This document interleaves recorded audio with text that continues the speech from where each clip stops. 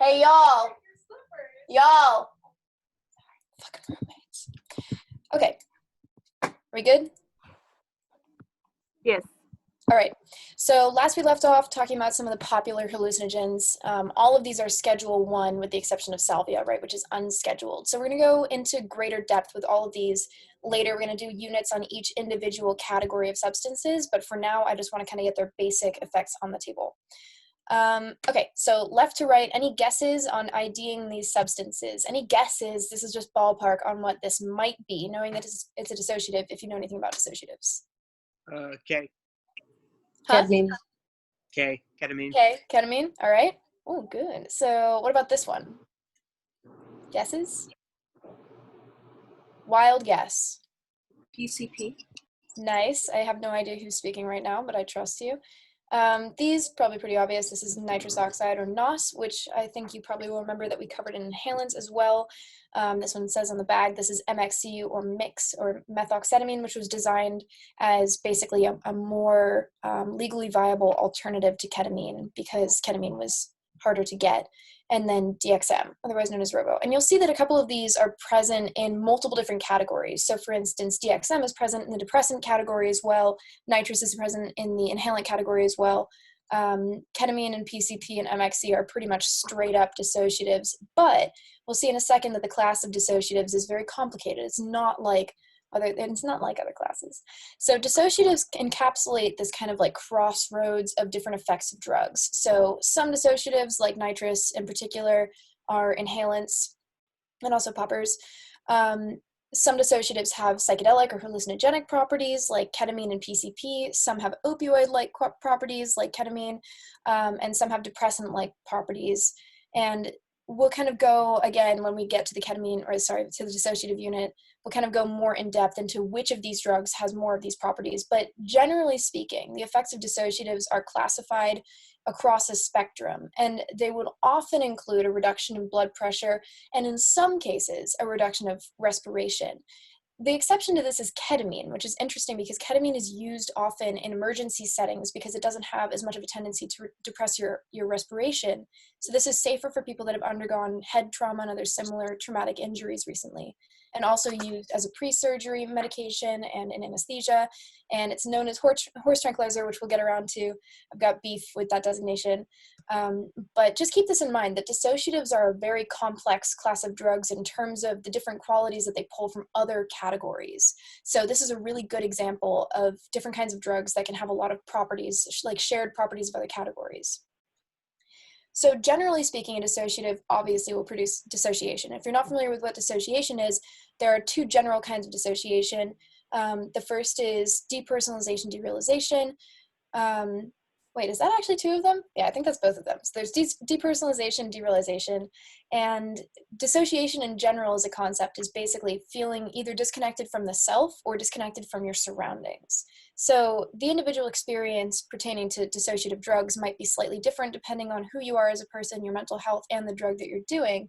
So oftentimes something like ketamine, generally these will produce more of an out-of-body experience. And we'll go into the reason for this, but it basically can be boiled down to the fact that the neurotransmitter that dissociatives as a class act on predominantly, a very specific kind of receptor that we'll go into in great detail later, is partly responsible for facilitating communication between the brain and spinal cord and body, basically. So if you're disrupting that communication, you have less of an ability to facilitate interaction between brain and body, and in some cases brain and brain. So this is what induces this dissociated effect. And then on top of this, there are also hallucinations present with some different kinds of dissociatives. This is dose dependent. And interestingly, one of the only drugs that is pretty consistently known for inducing auditory hallucinations, which are not actually as common as people might think. There might be audio distortions, but auditory hallucinations. Does anyone have a guess as to which dissociative is known for producing more predominant auditory hallucinations? Any thoughts? Whippets. Whippets, yes, also known as nangs. Go to a bush tooth and do some nangs in the scampi, as the New Zealanders say. So whippets are unique in that they actually have more of an ability to excuse me, to induce auditory hallucinations. And this often is in the form of kind of like a ding, ding, ding, ding, ding, ding, ding, like a stretching sound of existing noises, or full-blown auditory hallucinations altogether, especially when combined with drugs like LSD. They have a massively compounding effect on each other. And then in terms of mental health, this one is a little bit more complicated, actually quite a bit more complicated. And again, I promise we'll come back to it. But there are multiple different kinds of dissociatives that are currently being researched for their effects on depression. Anyone familiar with the number one that's currently on our radar? I bet actually several of you are. Number one dissociative that we're using for antidepressant qualities right now? Ketamine? Ketamine, that's right. It's there on the slide. Oh. Well, you fucking killed it then. I'm really glad you're looking at my slides. So ketamine in particular is being researched for its antidepressant effect. And this has brought up a lot of really interesting questions about what causes depression in the first place, right? Because previously our models had been largely based off of this idea of serotonin as being the molecule in the brain that's predominantly responsible for inducing and alleviating depression. But now we have this new drug, ketamine, that comes in, or new drug. Now we have this new drug that's on the radar as an antidepressant that comes in and has a completely different effect on the brain than traditional antidepressants do, and somehow is actually, as some preliminary studies have shown, approximately twice as effective as a short-term antidepressant, a fast-acting short-term antidepressant, than existing ones like SSRIs. So SSRIs can take like 6 weeks to start being effective, and again, we'll go into why that is later. But ketamine starts acting within hours or minutes and lasts for up to 10 to 14 days. So it's being used right now in emergency care to alleviate depression in suicidal patients. When it comes to other dissociatives, there's not really that much going on there to my knowledge. Like PCP is not really of that great interest in terms of mental health alleviation, but it has a history that a lot of people aren't aware of in medicine. PCP was originally used in medicine, so its horrible rep that it has is based on a couple of other things that we'll come back to later. Any guesses for what Schedule ketamine is? As a reminder, Schedule 1 drugs have, according to the government, a high potential for abuse and no accepted medical value. Schedule 2 is high potential for abuse and some accepted medical value. Schedule 3 is moderate and moderate, etc. Any thoughts on what ketamine might be? Schedule 2. Good guess. You are on the right track, but ketamine is actually Schedule 3 because it's so predominantly used in medicine and is not considered to be as high of a potential for drug of abuse as others, whatever abuse means to the government, right? What about PCP? Thoughts on that? Just yell it out.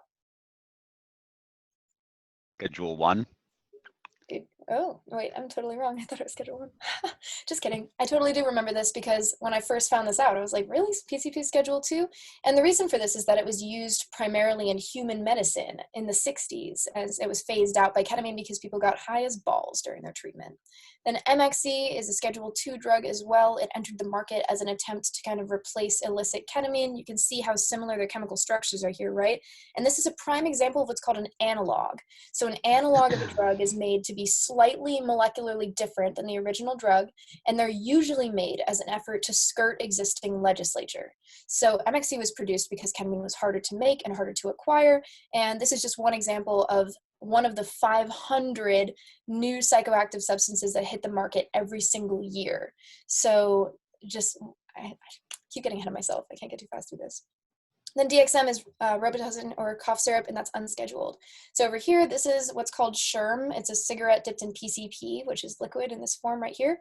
So when people say, oh, I had a PCP-laced cigarette or PCP-laced joint, what they probably mean is that this joint was dipped into liquid PCP, which then dries and can be smoked on top of potpourri other material. You can also get it in powder form, but I think it's far more common in liquid form to my knowledge. And then ketamine clinics, this is a newer thing that's been opening recently where you can actually go into a clinic and get plunked down in a chair for a couple $100,000 whatever bucks and have some very nice guy in a lab coat with a bald patch stick you with some ketamine. And that's a new thing that's coming up right now. Okay, opioids. Any guesses on what this might be? Looks like charcoal. It does indeed look like charcoal. Heroin? That is heroin. That's black tar heroin. It's one form of heroin, and we'll go into why it looks like this when we do the opioid unit, but there's a specific reason that this kind of heroin looks the way it does, that it's called and looks like black tar. This is fentanyl on this pill, and fentanyl is a can of worms that we're going to spend a lot of time on, obviously, because we need to right now, but let's put something in perspective real quick. this dose of fentanyl is 100 micrograms. This is a symbol for those of you that are not familiar with micrograms. Now, 1 milligram is approximately the size of a grain of sand. 100 micrograms is a tenth of that size. So that's a dose on here, right? So that's part of what's causing the issue with fentanyl right now, is because it's dosed in such tiny quantities that it can be unevenly mixed into a bag of powder, and it's usually, to our knowledge, by accident. It's usually a result of cross-contamination or handling multiple things with the same gear, especially because a lot of these labs that are processing multiple kinds of drugs are clandestine. So the reason that we push for fentanyl strip testing in all bags of powders is because you could have a grain of sand of fentanyl mixed into this bag anywhere by accident.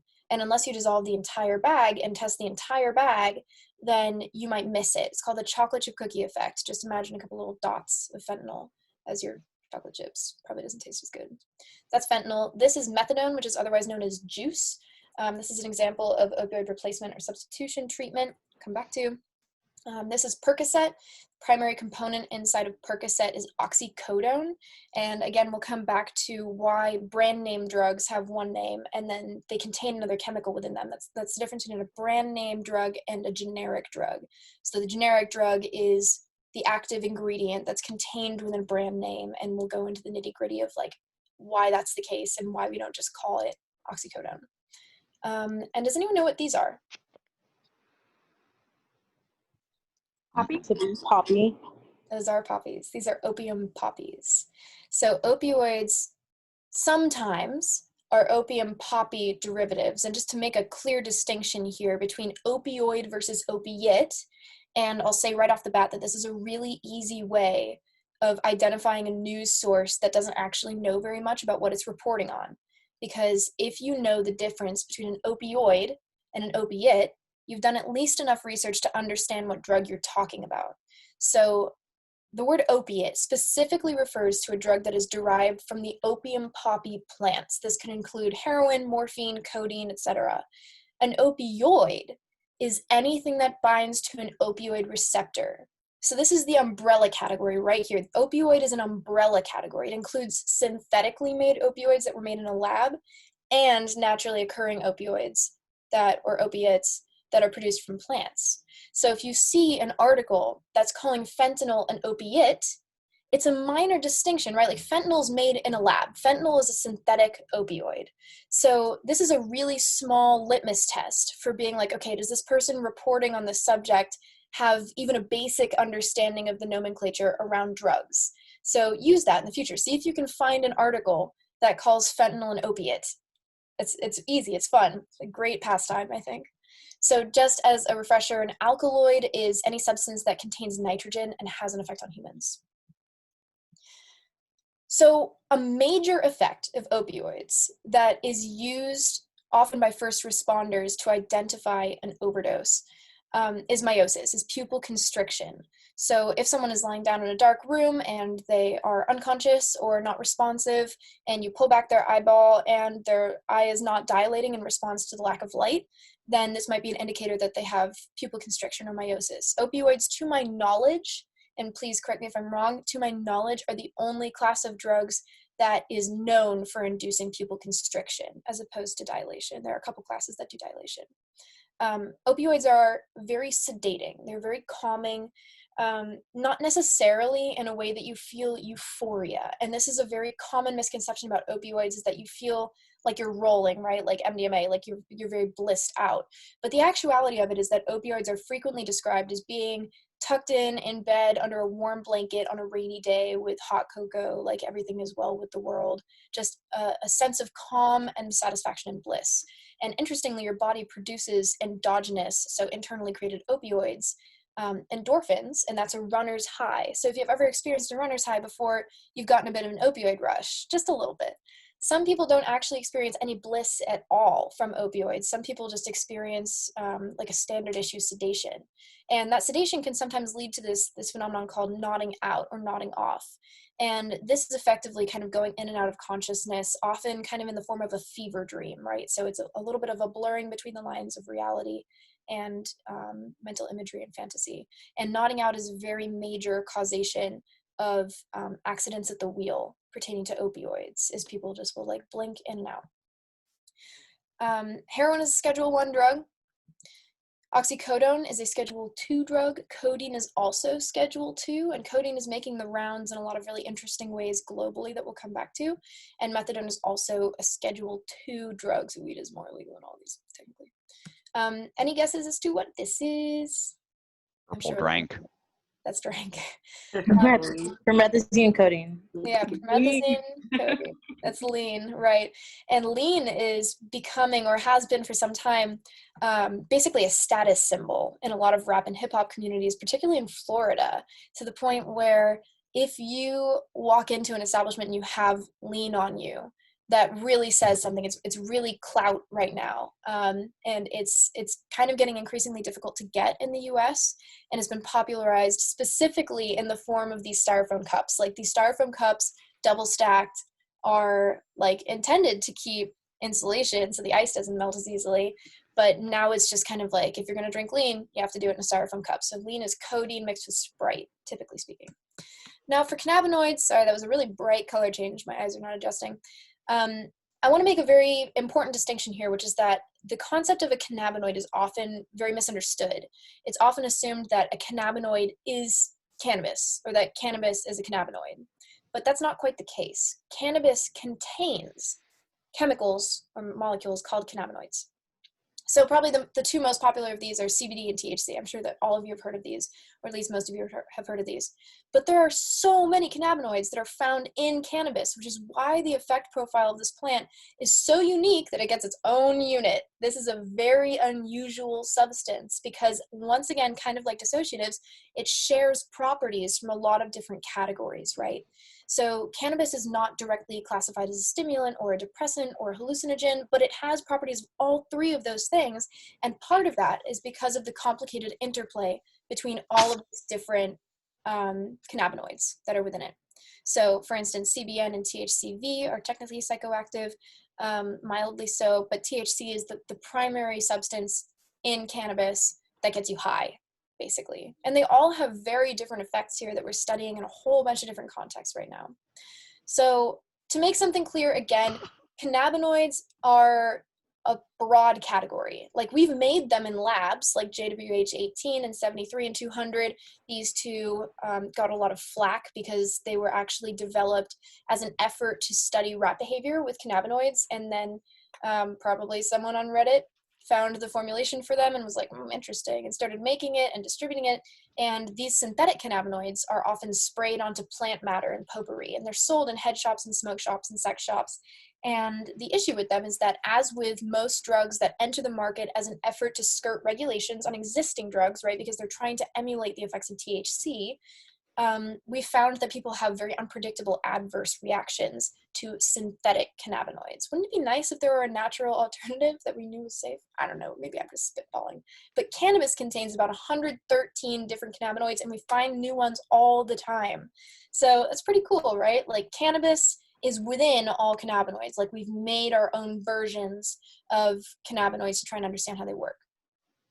So endocannabinoids, or the word endo, or the phrase endo, oh god, the prefix, that's what it is, prefix endo, going back to our Greek and Latin roots, is produced inside of the body. So if I say an endogenous, you can know that it's made inside of the body. If I say exogenous, it's outside of the body, and we'll come back to that later. But an endogenous cannabinoid, an endocannabinoid, is produced naturally in the body because your brain already basically makes its own weed. Your brain has, okay, that's a simplification. That's not actually the case. But your brain has an entire system, neurologically and in your gut and other areas, that is built already to accept cannabinoids. So that's the reason that, and again, I just find myself getting too into this right now, but I'll just leave it at that endocannabinoids are cannabinoids that are produced inside of your body already. And then there are phytocannabinoids, phyto meaning plant, and these are the cannabinoids that are found in plants such as cannabis. And then there are synthetic cannabinoids, which are made in a lab. And for most substances that we'll go over, you can do something kind of similar with this. So for instance, an endogenous opioid would be an endorphin. And then a phyto opioid, I don't think that's actually a term, would be an opioid that's contained within the plant. So for instance, An opiate. yeah, nice. And then synthetics, synthetic opioid would be something like fentanyl. So that's a very commonly applicable thing. Obviously, different cannabinoids are going to have different effects on the body and also different effects from person to person, but generally speaking, THC makes you eat. Sometimes it makes you get really high and sit in a bush eating cake like Johnny Cash did. And then other cannabinoids like CBD have anxiolytic or anti-anxiety effects. So THC can actually cause anxiety in some people, and CBD reduces anxiety in some people. So that's why this kind of interplay, this marriage between THC and CBD is an act of homeostasis. It's an act of balancing out, of increasing and decreasing. And we'll come to find that the entire cannabinoid system in your body is built as basically a way of reaching homeostasis. It's a leveler of your existing functions. And then generally speaking, you're slower when you're baked. And it really just drives me up the wall when people are like, I'm better driver when I'm baked. Like, there are a lot of studies on this now, a lot, showing that even if you feel really, like, you might feel really good about driving, I wouldn't blame you. You probably look great in your me 2008 Subaru Outback, but I don't think they were actually driving as well as you think you are. So please don't let your friends drive when they're super baked, because they're just not driving as well as they think they are neurologically. THC is a Schedule 1 substance. CBD is a Schedule 1 substance. Can anyone tell me something a little unusual about the fact that CBD is a Schedule 1 substance? Any thoughts there? It's being used pretty extensively as medical substance Yes, right now. It is indeed. I'm looking for one other thing. It's not psychoactive. It's non-psychoactive. It's Exactly. discrimination. Yeah, it is. CBD is non-psychoactive. It does not get you high. If you eat a buttload of CBD, you'll probably feel pretty damn relaxed, but you're not going to be baked. And this is an interesting move because the United States government actually owns a patent on researching cannabinoids for their neuroprotective effects as of, like, I don't know, over a decade ago at least. Maybe even 2 decades ago at this point. I forget. A little less than that, I think. K2 and Spice is kind of a mixture. So these are brand names of synthetic cannabinoids like JWH18 and 73. And some of these have been criminalized because they've been implicated in a lot of deaths and overdoses and other medical complications and ER visits, and some of them are not. So this is still very much a legal gray area right now, because you can't just like outlaw all synthetic cannabinoids, because that gets really messy really quickly and very difficult to enforce. And then there's THCA, and THCA is also somehow a Schedule 2 drug. THCA is the non-decarboxylated version of THC. So you have to burn it in order to get THC, in order for it to be active. But you can eat it. Like, pop quiz, if you eat weed, will it get you high? If it's just straight weed? No. No. Why not? The THC isn't released. Hasn't been decarboxylated, hasn't been burned yet. You haven't heated it up yet. So you have a whole bunch of non-active, I mean, you can make yourself a weed smoothie, and that's like a new thing in LA, I'm pretty sure. Like, people just eating nugs for breakfast. It would not surprise me. And interestingly enough, there might actually be some health benefits. We're still figuring that one out. Okay, that's done. Moving on. It'd be really nice if we had time to get to my favorite part of this lecture, but I don't think we will. So, I'm going a little bit slowly through these. Name out categorizations of drugs. Hit me with them. Stimulants. Okay? Depressants. Yep. Hallucinogens. Uh-huh. Dissociatives. Nice. What are we missing? Cannabinoids. Cannabinoids? Yeah. Psychedelics. That's technically nested within hallucinogens, but you could count it as its own minor category. I'm thinking of two more Where do categories. empathogens come in? Or is that like a subcategory? Empathogens are a subcategory. So empathogens include things like MDMA and MDA and other kind of like peyote is a little bit of an empathogen as well, but that's more like a descriptor that we apply to a drug under Okay. the category of effects. So the Opioids two- and opiates. Yes, opioids. We can just say opioids is the broad category because that contains all of the opioids. And then the last one I'm thinking of is more of a route of administration. Inhalants. Nice. That was the most civil yelling out I've ever had in any kind of Zoom chat ever. I was expecting complete chaos. So Schedule 1 drugs, again, high potential for abuse, no accepted medical value. Schedule 2, high potential for abuse, some accepted medical value, etc., all the way down. If you want more descriptions on what each of those schedules technically means, you can go to the last lecture and look at the scheduling pyramid that's there. Is cannabis a cannabinoid? No. You guys are supposed to have forgotten things by now because this was supposed to be yesterday, but whatever, it's fine. You guys are just going to feel really good about knowing all the answers. What schedule indicates that something has high potential for abuse but some medical value? 2. 2. Nice. Who implemented the Controlled Substances Act? Nixon. Nixon. Ricky Everyone's Dicky. favorite president. Just call him Ricky Nicky. Ricky Dicky. Ricky Dicky. Okay, what is this? Also, just real quick, I love good participation. If you feel like you've been calling out answers a lot, just like pull back for a couple minutes and let other people put them in there, because I know that not everyone's super comfortable with yelling out in here. Also, I should be looking at the chat periodically. Oh yeah, I'm glad that the Snoop gif was nice. Okay, I almost said it. What is this called? Pupil dilation. What's the official term for it? It starts with M. Mydriasis. Nice. And what 2 categories of substances can induce mydriasis? Primarily. Stimulants. Nice. Hallucinogens. Nice. And I just fucked that up. Did anyone not see that? Who wants to guess pupil constriction? Starts with an M. Meiosis. I'm so proud of you. Okay, what drug category can induce pupil constriction, meiosis?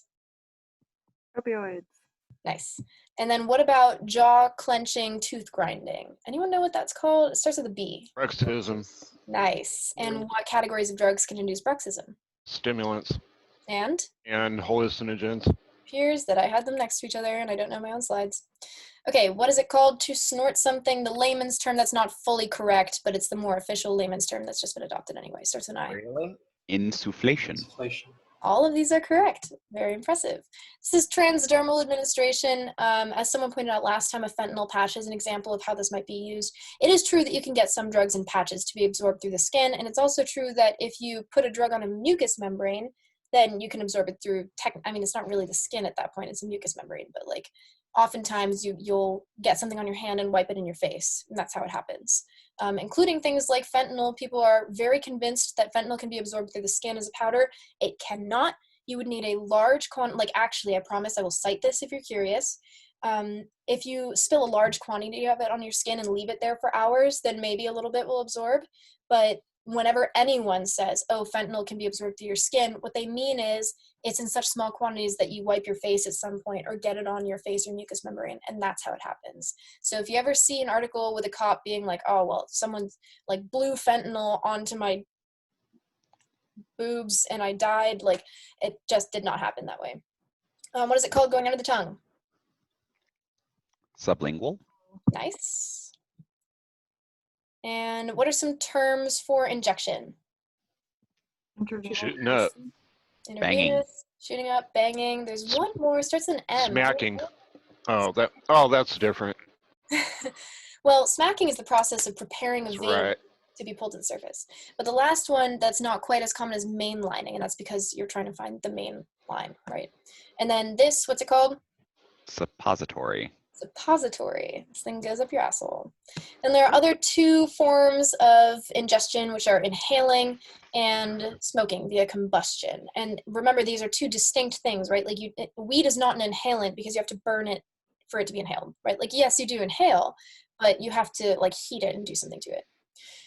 Okay, so some of you might be familiar with harm reduction already. I apologize if you are, but I just want to get this out of the way. So if you're not familiar with the concept and the ideologies behind it already, which is what this whole course is predicated upon, that you get a little bit familiar and comfortable with it. So harm reduction for our intensive purposes is a set of practical strategies and ideas aimed at reducing negative consequences associated with drug use. Harm reduction is also a movement for social justice built on a belief in and respect for, and that's key, respect for the rights of people who use drugs. And we do this through a lot of different ways, right? One of the main things that we do is support people that are using drugs as being actual people with complex stories, backgrounds, chemistries, and this is frequently lost in the language that we use to describe people who use drugs. And this is something that I really want you to start thinking hard about in your daily lives, is how you might inadvertently be using language that reduces the humanity of people that use drugs. So prime example of this is the word junkie or tweaker or crackhead. And crackhead has been known to be a racial slur. Like, it's been used in racialized context because of the racialized context of crack as a drug. So you might be using these words in very casual ways. And through time, as you start learning more about why people use them in the first place, you might actually find yourself feeling really gross about using those words in the future. I bet that most of you can think of a social justice issue that you stumbled across at one point, didn't take seriously, or rolled your eyes at, and then a few years later you looked back at it and were like, oh my God, that's shameful and cringy. I bet that all of you, or at least most of you, can think of an example of that, and this might end up being one of those examples. In addition, we are focused on an approach where we are looking for solutions. We're not looking for moral high ground. We're not looking to stigmatize and shame and isolate people that use drugs. We want solutions. There was an interesting, actually, I think I talked about the Rat Park study last time. Anyway, we also are very, very focused on unbiased information, right? Like, we want actual information to be sent out about these substances, not something that's going to be fear-mongering. In addition, we are, and this is specifically pertaining to opioids, right? But things like needle exchange programs, overdose prevention, naloxone and reversal training, replacement, withdrawal therapies, all of these things are ways that we can implement harm reduction on a scale that's pertaining specifically to the opioid crisis. So that's kind of there are two different major spheres of harm reduction, I would say. One of them is treatment for problematic drug use, and the other is risk reduction for casual drug use that does not have problematic elements to it. So in terms of problematic drug use or drug use that has higher risk from administration, there are a bunch of organizations that are focused on that. And one example of what might be the Idea Mobile Needle Exchange in Florida, which also has safe sex supplies and sanitation supplies, so that you can go in and actually pull out things that you can take with you into your daily life to be more sanitary if you don't have access to them in the first place. And also staff that are there to basically make sure that you can get access to resources to reduce the potential risks affiliated with doing drugs. Now, in terms of harm reduction from a fiscal standpoint, right, this is a representation of the amount of investment that we would need to make into administering needle exchanges, right? So we need to put money into this, but it's a 3-to-1 return ratio. And this is something that a lot of people balk at. They're like, oh man, I don't want to spend taxpayer dollars, that fucking buzz phrase. I want to spend taxpayer dollars on giving some junkies the excuse to shoot up and whatever other loaded language they want to use.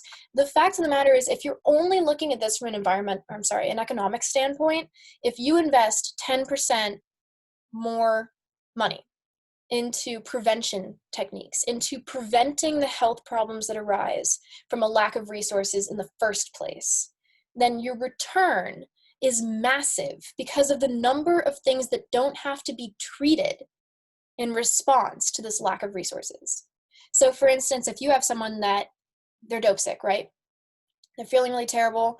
They need some kind of an opioid in order to just get them to baseline so they can go to work and go about their day and like take care of their kids or whatever. It doesn't matter why they're there in the first place, right? Like, that's what people get hung up on, is the punishment, the social punishment element of this, of being like, what did you fuck up that got you to this point right now that you need to do heroin before you can take care of your kids because otherwise you can't function? And that's where people get stuck, because they're like, oh, well, you don't deserve my help. That's what we need to change. We don't want to look at that. We can take the context in consideration, right? If we're going forward, like we're not looking at this in terms of like, we're going to stigmatize and shame you, because literally who is benefiting from this? And it's a real shame, a crying fucking shame, that what convinces people of the feasibility of basic human compassion like harm reduction is the economic benefit. And this same thing can be extended to the argument that undocumented workers in the United States should be supported and helped because they're the backbone of the economy, and not because they're actual human beings that need dignities and rights. And this is what we want to instill right now, right? Is this concept that we should not be using an economic model of success to justify affording basic liberties to other people. But it's also the truth, right? Like, this is actually the truth. If we're looking at just the money element of this, we'll go into the social and the justice element of this later. For every $1, this is Australia, for every $1 that Australia spends on a new psychoactive, I'm just keeping up with the thing. For every $1 that Australia spends on new psychoactive substances, we save $4 in health costs and $27 in health costs and lost productivity from people that cannot attend their jobs, who cannot contribute in whatever way that they're contributing to everything. Again, we should never measure a person's worth by their ability to contribute, right? Right? But here we are. Yes. Yes. Yeah. Sorry, I was muted. So harm reduction in Australia, they've implemented it effectively. Only 1.5% of people who inject drugs, that's this acronym is PWID, and people who use drugs is PWUD, and these are examples of what's called person-centric language. So we don't call people addicts because that erases the entirety of their existence that is not pertaining to problematic substance use, especially if you don't actually know if this someone has an addiction to drugs. That is complete erasure of everything that has built them as a person and everything that has gotten them to the point that they're at. And it's very reductive and it's very stigmatizing and it's very demoralizing. So the phrases PWUD and PWID, a lot of people roll their eyes at them, right? Like they're like, oh my God, such a mouthful. And I get it. I really do get it. But person-centric language reminds us that there's a reason that this is the case. There is a systemic failing behind the fact that a person is injecting drugs and struggling to find basic clean needle supplies. That's a systemic issue. So in the United States, we have basic harm reduction implemented, and 9 or 10% of people who inject drugs have HIV. And in Indonesia, where there is a sign in the airport that says, "Welcome to Indonesia, death to all drug dealers," about half of people who inject drugs are living with HIV right now. Well, this is actually a couple of years ago, so it could be different now, but it's hard to get data on these things, honestly. Even so, even in Australia, who has a pretty good model for harm reduction comparatively, about 66% of funds was, or like 66% of the funds that are allocated to drugs in general. And I want to also come back to this phrase, illicit drugs, is spent on law enforcement. And we'll see something similar in the United States, but we have very little money that's actually going to prevention and harm reduction. Very little attention going to these areas. It's basically like you're downstream and you see that a whole bunch of dead fish are floating towards you. And you're sitting there trying to pull the dead fish out of the water instead of going upstream and figure out why the fish are dying in the first place. Like, it's a complete waste of time and resources. So in the US, and this is a whole giant can of worms that we'll spend a lot of time on later, you can notice right here approximately when Reagan entered office, Reagan, and just say no and whatever, that the number of incarcerated people in the United States skyrocketed. The US has 4% of the world's population and 25% of the prison population. Like, really think about that. We have 4% of the people in the world and a quarter of the people that are incarcerated. And there's a reason for it. And this is all intentional, right? Like, the system is working as it should right now. But so much of our money is going into the incarceration system right now. So much of it, again, if we're only looking at dollar value. And you can see that we are spending more on treatment, but is this actually a good sign? Because we're just seeing that we need a lot more treatment. Like, that's what's happening right now, is that we're just like fully entrenched in the opioid crisis, but spending almost nothing at all on preventing people from needing treatment in the first place, because we're so focused on getting our moral panties in a wad.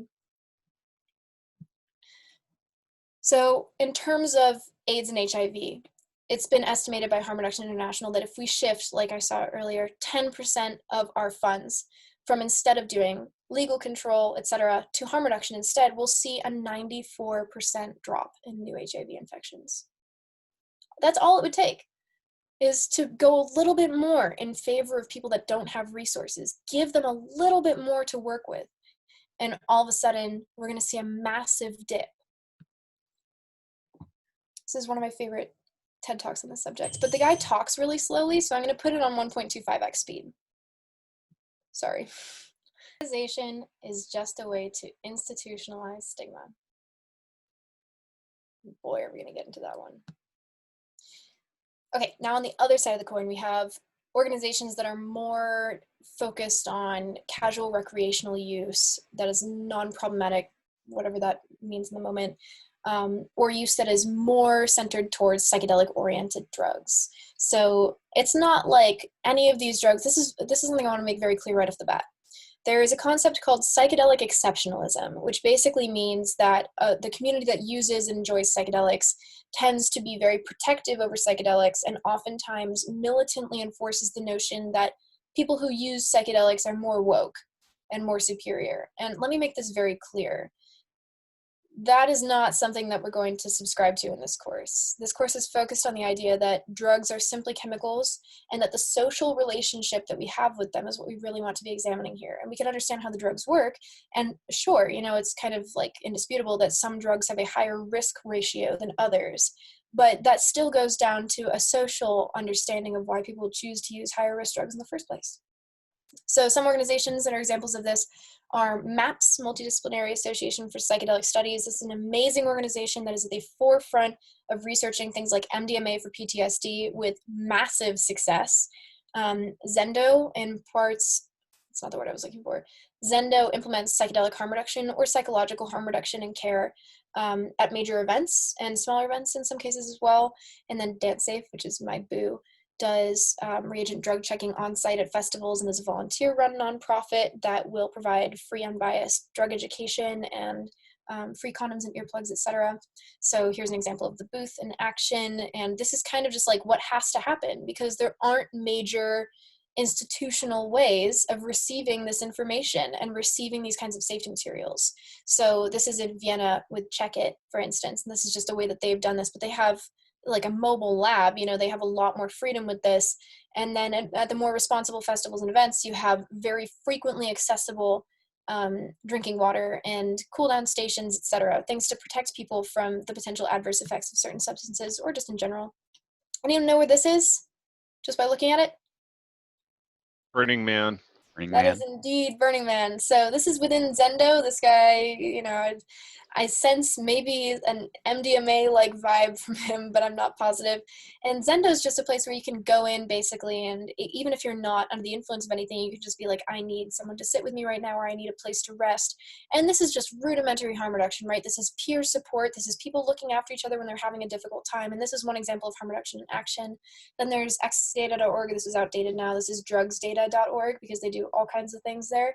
And you can submit a sample to the lab, and then we'll use advanced what's called GCMS testing technology to tell you exactly the components of this substance, which at-home tests cannot do.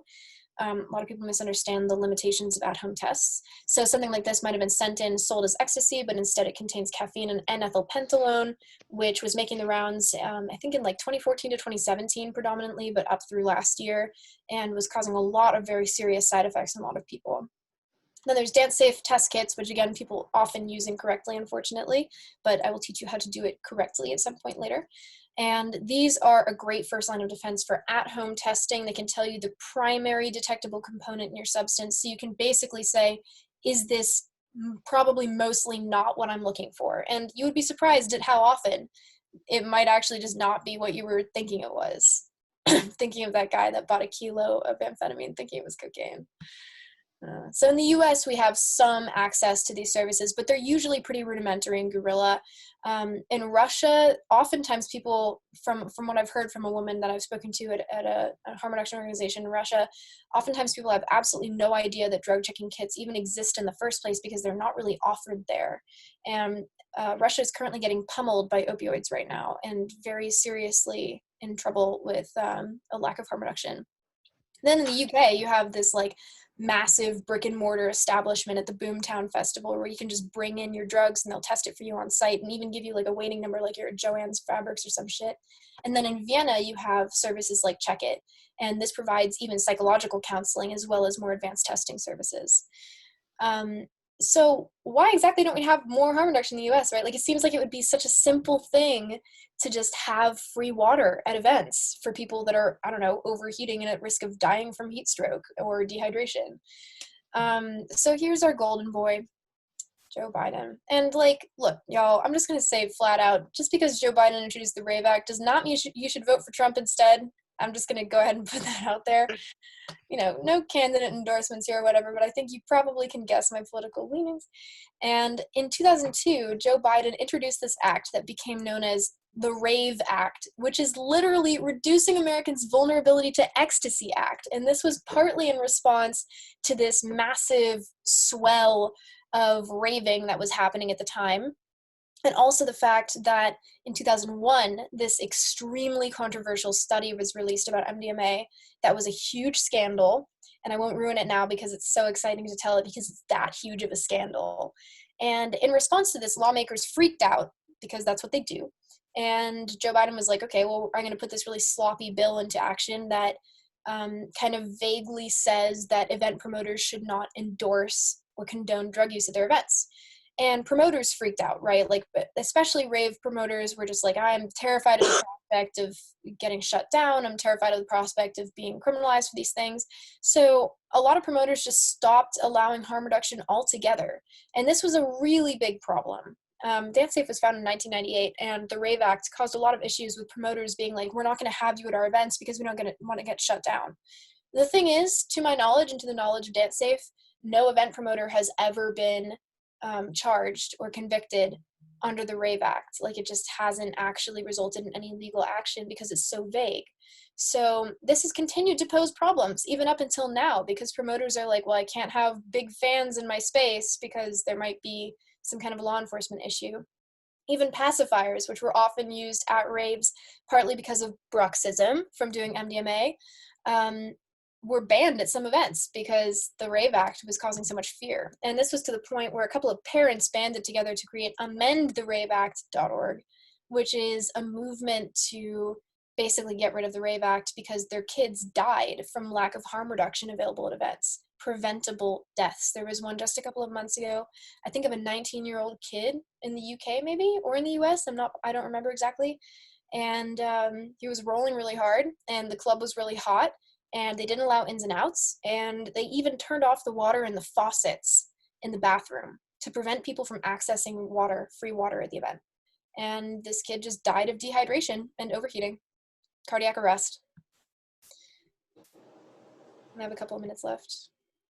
So here's one example of how that big fancy tent from before was implemented. When somebody comes in, they will come over to our intake booth. We'll have one of our members of staff will be sitting here, who will ask them, have you got a sample to drop off with us today? And they will put a little bit, about 1/20th of a gram, into their sample bag. And somebody will come out every 5 minutes from the lab and take those samples through so that we can run them through the analysis process. When we get a sample in, first it goes into the sample tray just here. Then we put a little bit on the sample stage of our infrared spectrum. What then happens is it shoots a beam of infrared light at our sample. That then creates a unique fingerprint which we match against our database of lots of legal and illegal drugs and other substances. And if it matches any of them, then it will tell us hopefully what it is. And we can also find out what else might be in it. This sample was meant to be, what was it meant to be? It's meant to be a pill, and it seems to just contain lactose. Actually, it was bought as Chinese money. So that's one example of how advanced testing technology can be implemented and is implemented currently. Did he say lactose? Yep, You lactose. literally just gave him a milk pill? Yep, it's actually not that uncommon. Like that's something that, well, we'll get to the term of it later. We only have a couple of minutes right now. So just a couple of things that MAPS does. You should keep your eye on this organization because they are truly fully at the forefront of researching psychedelics and pathogens like MDMA and attempting to break the stigma surrounding these drugs. So MAPS is currently developing medical treatments. So for instance, MDMA and PTSD, but also LSD and psilocybin and depression and anxiety, especially in terminal cancer patients. And these are often not done exclusively through MAPS, but with partnerships with organizations like the Beckley Foundation, which is doing the first microdosing study right now, which is really interesting. And MAPS is also kind of in the wheelhouse of figuring out how to open treatment centers and make these things accessible to people, training therapists in how to use drugs in their practice, or more importantly, to help people integrate drug experiences. So if any of you in here work in public health, you should absolutely check out some of MAPS's webinars on psychedelic integration and learn how you can help people cope with the aftermath of psychedelic experiences and integrate them positively into their lives, which is, in my opinion, the most important part of psychedelics, is integrating them to your life. And then obviously education and research is a really big part of this as well, especially because a lot of these drugs have gotten very little attention in a medical context. And if there's anything that the US/white people are good at, it's only accepting drugs if they're used in a medical context. So those are really, really important things that MAPS is doing right now. I think we have time for this, which is extremely exciting to me. So this is my favorite drug my favorite game in the universe is Name That Drug. Everyone thinks that they can identify drugs by looking at them or tasting them or smelling them or doing them. And the fact of the matter is that unless you are an actual human FTIR, you can't, even if you think that you can. So let's test that out right now. Any guesses onto what this might be just by looking at it? Guesses? Pass. I heard SAS, I heard MDMA, anything else? Molly? No. Molly? All right, okay, that's MDMA, you guys got it. All right, what about this one then? Any guesses? Also MDMA? Also MDMA? Anything else? Any other thoughts? SAS. SAS? Oh, that's MDMA. Yeah, okay. Wow. What about this?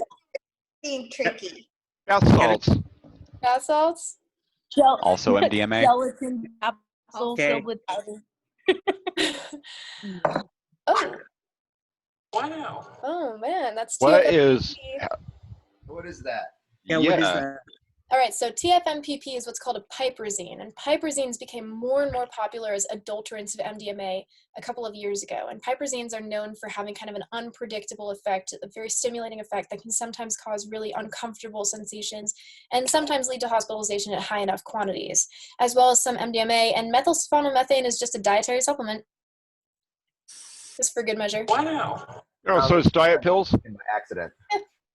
Well, no, methylsulfonylmethane has, I believe, don't quote me on this, a mildly stimulating effect, but also we'll get around to the reasons that you might see that kind of adulteration. We won't have time today, but next time. One more round, or actually we'll do the next 2 rounds and we'll call it, what might this SpongeBob pill be? Guesses? Could be anything. Anything could be put into a pill. Yeah. I heard ecstasy. What else? Other guesses? Sell it for $20. It probably has a little bit of amphetamine in it. Amphetamine, okay. Some drywall. Some drywall. Caffeine. Caffeine. Oh, that's MDMA. Wow. All right, what about this one? That's too chalky. Chalky? You didn't think that other one was chalky? Like, A lot of times pills can get all fucked up from being in a bag, and that's why they get that chalky texture. So people look at a pill and they're like, oh, well, the press isn't very good, but if it's in a bag with other pills or it's been transported, then of course the press is not going to remain that good.